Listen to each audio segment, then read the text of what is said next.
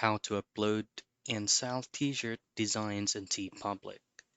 Now in this video, I'm going to be showing you how you can upload, create, and even sell your t-shirt design specifically on Teepublic.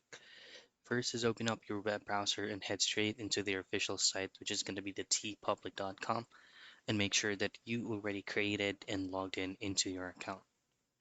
Now you just need to create your Teepublic store first by clicking on this option here that says sell your art. On the next page, you'll just have to fill out this form like your store name, say for example, testing 101, and then choose on the specific country where you're in. Now, the store name may be unavailable. All you just have to do is to test out some specific names so that you can start in creating one.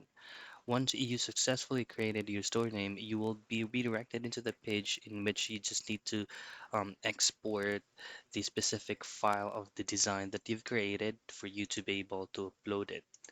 And that's basically it. That's how you upload and sell your t-shirt designs on TeePublic.